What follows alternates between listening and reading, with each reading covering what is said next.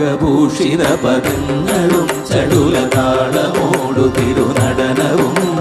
ഭസ്മഭൂഷിത മുരസ്ഥലം ഹരിണചർമ്മവും ഫണിഗണങ്ങളും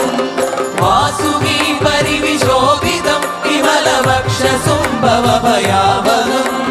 ചന്ദ്രശേഖര തെളിഞ്ഞു കാണണം അന്തികേ മമ സദാശിവ